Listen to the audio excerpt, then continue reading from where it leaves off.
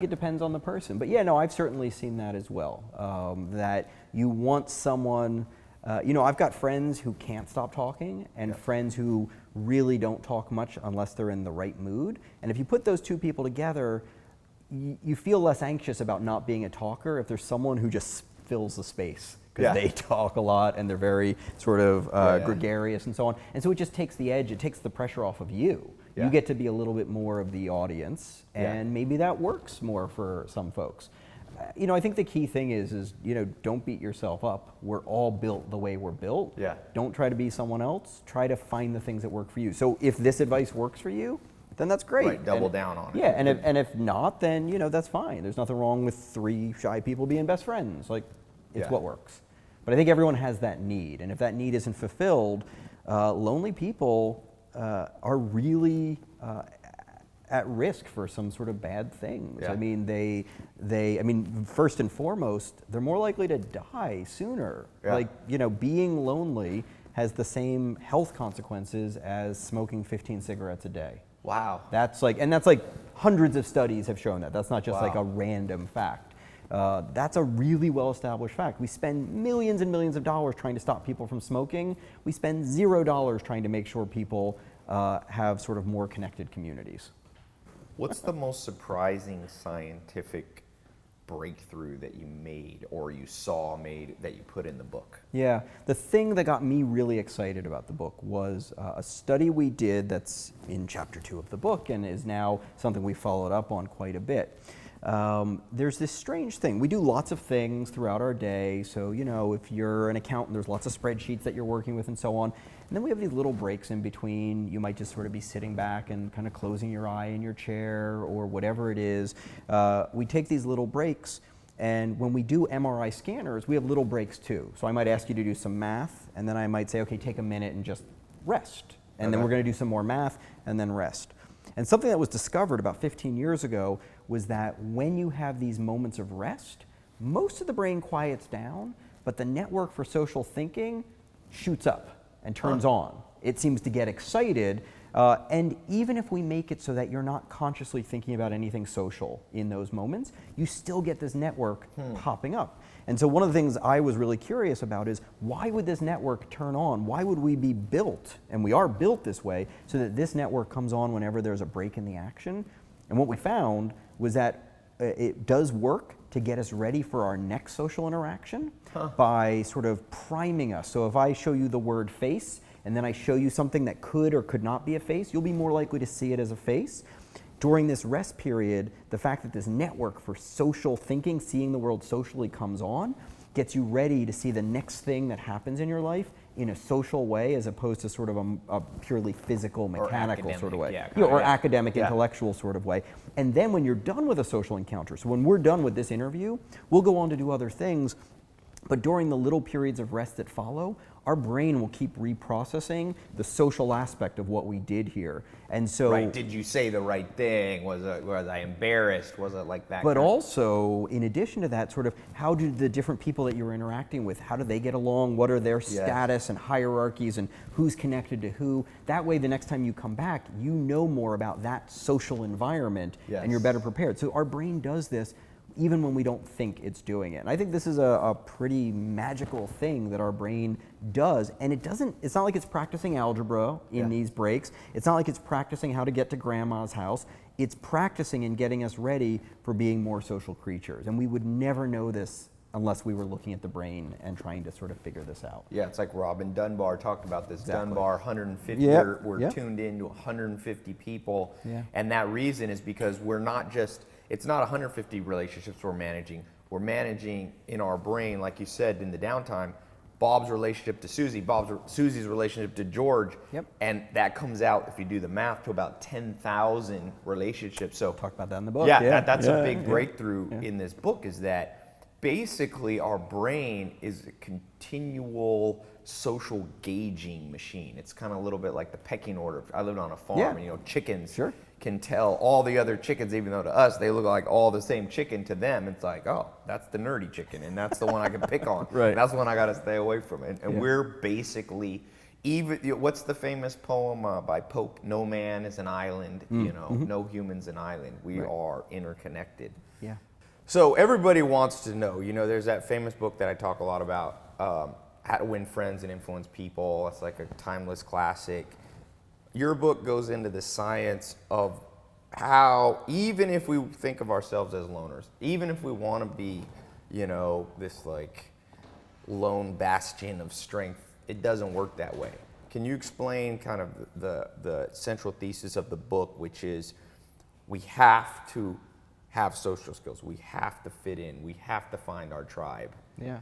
Yeah, I mean, this is what we're built for. It's what we're evolved for. Most of us think that what makes us different from all the other animals is how smart we are, sort of how high our IQ is, how much we can be like a MacGyver sort of thing. Okay. And there's truth to that, but the other thing that science has found is that the thing that really makes us special is our ability to do things together and work in teams, to work in groups. And so a lot of how our brain has changed over the last 50,000 years is to make us the kind of creatures that can work together and want to work together. Those are the two special ingredients, wanting to be together and then being able to do something special when we are together. And there's a whole lot of our brain that seems pretty devoted to making us able to do this. And we don't realize this about ourselves. We tend to think that the smartest person in the room is the person who just because they're smart is going to get the most done. And that's not the way the history of the world tends to work. You've got to be able to inspire other people. Yeah. You've got to be able to get along and be part of a team even when you're not leading that team. Yeah. Now you went to Harvard, you teach at UCLA. Is this kind of, what's the name of the class at UCLA that you're teaching? Is it just?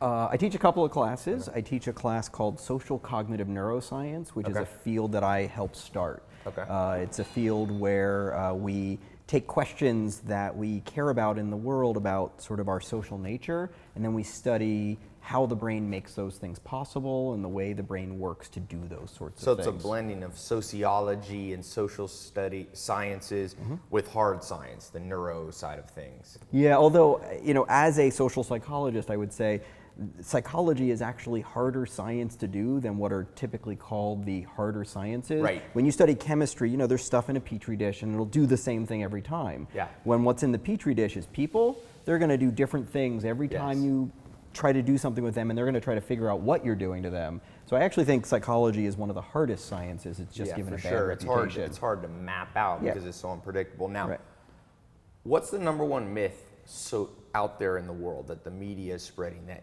we've all bought into about our social lives? Is there one kind of stands out? Myth. Well, I mean, I think that in America in particular, we think that what we're driven by is kind of our own free will, our own sort of individual ambition, and that's what we are focused on as a culture. In Asia, that's not the sort of view. In South America, that's not the view. But in Western Europe and in America, we're very focused on being individuals who will not be swayed by others around us. But the field of social psychology is all about the various ways in which every day we are dramatically influenced by those around us. And when we see that, we think that's a bad thing. But it actually turns out that if you weren't swayed by those around you, we'd all kind of be autistic, off doing our own things, and we wouldn't do all the things. We wouldn't be able to build a house like this. We'd be living in little stick huts because we'd just build what we could on our own. Now, socially, I would say, when I was a little kid, I remember being in the car in San Diego with my mom, and she was listening to the radio and music was on, and I remember saying, "Mom, how come almost every song is about love?" And she said to me, I'll never forget, she said, "Ty, because it's important." And I was like 5, and I was like, it's not important. What's important is, candy and Disneyland and stuff. So let's talk about the subject of romance. Yeah. One of the things you talk about in the book is if you have pain in that area, if you're broken up with, if you're rejected, you can't just toughen up and be like, this isn't going to affect me. What are the workings or the inner workings of our brain around romance? Yeah, so some of the work that my wife and I did, it's actually part of how we got together, this work that we did, is focused on how people feel when they're left out, the pain they feel when they're rejected. And everyone uses the language of pain to talk about rejection, like all over the world, different languages. When people talk about sort of having their feelings hurt or having their heart broken, they use words that relate to pain. So we wanted to see, is that just a metaphor? or is that something sort of more real? And so what we did is we put people in an MRI scanner, magnetic resonance imaging scanner, and we had them play a game where they were then, after a little while of playing, the other players left them out of the game in a very obvious way. Okay. And people get really upset about this. They get out of the scanner and they're like, did you see what they did to me? And we're like, oh, well. It's kind of like the playground, you don't get picked first for the basketball team. That's the total, or you get picked yeah. last. Yeah, It's the inspiration for it. And so what we looked at that was interesting is we looked at the regions in the brain that we know respond specifically to feeling physical pain. Yes. And what we saw is that people, when they were left out of the game, they showed responses in that same network. Yeah. And the more they felt bad about being left out, the more they showed strong responses in this network for physical pain.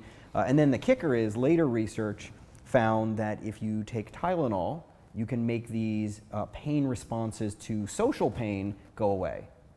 Right? So the same sort of medication that you can take for your headache seems to have some benefits for your heartaches too. Right. Although Tylenol is toxic, so don't try to treat yourself that way. So it was a controlled study, but be careful. Yeah, I think that everybody at some point in their life is going to have that feeling of attachment to somebody, and it's not reciprocated. So yeah, there's this poem, you know, that's like they found from Aztecs or whatever, and it's the same kind of heartache that you hear at a country music song. Right. It's like no matter what. Now, there's various parts of our brain. I'm not a scientist, but we have oxytocin, which binds us to people. I mean, I'm oversimplifying the hormones, but this has this attachment response. If somebody's watching this, let's take a practical application. It's interesting. I want to hear your take. Let's say you're attached to the wrong person. So socially, you're married, you're dating, and you know it's the wrong person, but you can't pull away because there's so many drugs and hormonal responses in your brain. Are there practical ways to override these? I mean, this is the struggle we deal with in countless things, from eating food that we know we don't want to eat because it's going to put on pounds we don't want, right? So we have different parts and networks in our brain that serve different purposes. And so there's networks for getting us attached, there's networks for saying, ooh, sugar is great, and then there's other networks in the brain for saying, you know, this isn't the right idea. Danny Kahneman, the Nobel Prize winner, wrote a lot about this. He calls it System 1 and System 2 types of thinking. Fast thinking, slow thinking, and you know, it's absolutely true. So these two things coexist in our brains and they fight with each other a bit. I think the attachment one is one of the hardest ones, and I think it's rare that we really know that we're with the wrong person when we're with the wrong person. I think it's something we really know in retrospect, and I think that in the moment, we know it in the following kind of way. Let's say you're gambling, you're a gambler, right? And you're throwing dice, and you know you need to like roll snake eyes or something. Technically, you know your chance of rolling snake eyes is like, 1 out of 12, right? But there's some part of you that has this magical thinking that like, but I've got a better chance. Somehow it's better than 1 out of 12. I think that when we're attached to the wrong person, people have told us it's the wrong person. At some point, we can say the story of it's the wrong person, but personally, internally, we're like, they could be the right person. Hope and springs eternal. Yeah, because look, that attachment, which starts with the mother-child bond, that's got to be like the strongest bond in the world, because otherwise parents are going to leave their children behind. Because who wants to be around a screaming, smelly mess unless you have this overriding impulse in you to say, that's my screaming, yelling mess and I want to keep it close to me. That same attachment system is at work when we fall in love. And we stay in love with family members who aren't the best people in the world, and we stay in love with people that we're in relationships with. So it's really, really hard. I think you have to find the next thing that seems better. And that's when you can start getting attached to something else. So you need to kind of like look around. And you see, there's a whole body of scientific work talking about how women can even when they're in a relationship, often keep in the background a couple guys that maybe they talk to, flirt a little bit to gauge whether they still have a chance out if this relationship goes bad. And guys do that too. Yeah, there's a lot of that. This is a big problem with, and online dating has done lots of good things, but one of the big problems is it tells you that there's sort of endless options. And a couple hundred years ago, the only options were like the 3 people living in the farms next to yours. So like you got attached and you stayed attached through thick and thin because there was no one else. Now there's hundreds of thousands of someone else's. I actually think that makes it easier to not be as attached, and that has some dangerous risks. So do you see some changes in the modern world where people are natural, inborn kind of instincts are being overridden by too many choices? I mean, you see that. People sure. You can text, you can be on Netflix, you can just gotta swipe. Social, yeah, it's just like swipe Tinder. to the next person. Yeah. So do you think there's some negative potential there? Yeah, I think there's a natural period of exploration when we're teenagers and young adults, but I think when you have all these opportunities, I see a lot of people who have trouble then transitioning into, now I want to be in an adult permanent relationship, because, you know, how do I pick one? Right? Who's just out there 5 swipes away that I haven't gotten to yet? Instead of really investing and seeing, like, can I make this one work? And I think that's a risk. I never worry as much about social media things as some people, because I think our core motives will win out most of the time, and we need to be connected. But I think it's something that interferes. Well, let's talk about that. Social media. Facebook, Mark Zuckerberg said one of his goals would be to connect people. Now, on the other flip side, you know, I lived with the Amish for 2.5 years. Oh, really? Yeah. So the Amish, you know, what I learned from them is that there's something very kind of magical or beautiful of living in community, close-knit relationships. The average Amish person's marrying somebody they met in 3rd grade. Then when they grow up together, they get married. You know, people helping their neighbors. And now in this modern world, honestly, I always tell people, do you know who lives 7 doors down from you? And the answer is always no. Nobody knows that, right? Even though you pass them every day. Try 2 doors down. Yeah, 2 doors is the in even LA. Next door is in tough. LA, yeah. So is Mark Zuckerberg on the right track? Does Facebook actually connect us, or does it give us, I think Adam Carolla calls it moral satiation, where just because we see our old 1st grade friend on Facebook, we think we're connected, but really all we're doing is friend requesting and maybe sending a message every 5 years. Is that really connection? It's not in and of itself the whole story of connection, but I think it's like every other technology, right? If you've got a piece of paper and a pencil, you know, you can write the greatest book in the world, or you can write Mein Kampf. Like, you know, you can do anything with that technology, and so I think the burden is on us to use it in ways that do the things we want social media to do for us. And each thing that I do, you know, I do different things on Twitter than Facebook. Facebook is more, you know, I'll post pictures of my son for relatives who live 1,000 miles away and don't get to see him as much as they would like or he would like. And so that's a way for them to stay connected. But then there's all the people that, you know, you go to high school with, and, you know, now you have this sort of tenuous permanent link with them. It doesn't make me feel like I have 800 friends. I don't have 800 friends, even though they call it that. I still have the same number of friends that I did before Facebook. So I think it's a tool like any others, but if we mistake it for something we can do instead of face-to-face real connection, then we will be missing something. But that's on us, not Mark Zuckerberg. I don't think he's saying never sit down with a friend because now you have Facebook. He's just saying Facebook can supplement, and I think it does. And I think you use Facebook to reconnect, then you say, let's go out to lunch. Absolutely. So like it becomes a bridge to real connection. Yeah. Now, let's talk about this subject of somebody who's watching this, they're shy, they're not good socially. I've read that between 20 and 30% of the world feels lonely. And so what are some practical tips that you've seen you know, from your book? It's been on my recommended list for about a year here.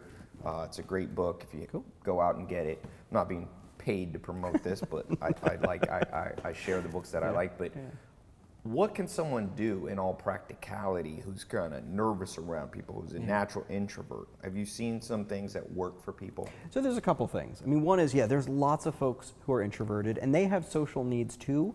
They manifest a little differently. So someone who's shyer, more introverted, maybe a bit more anxious, they may not need to have, 30 friends that they're like out partying with or doing stuff that's kind of crazy with. Often those individuals want to have 2 or 3 people in their lives that they really trust and know them completely. And that's different than folks who, you know, Malcolm Gladwell would talk about as like being the loose connectors, right? So you can have lots of connections with lots of people, and that can be useful in business and other things, but they don't necessarily know sort of deep inside you. And so I think knowing what you need socially is one thing, not to sort of mistake the fact that, well, because other people seem to want to have 100 friends, I should too.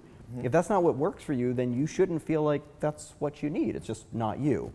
Then more practically, know that lots of people are shy and anxious, and some of them show it more than others, but you feel your own anxiety when you're feeling shy.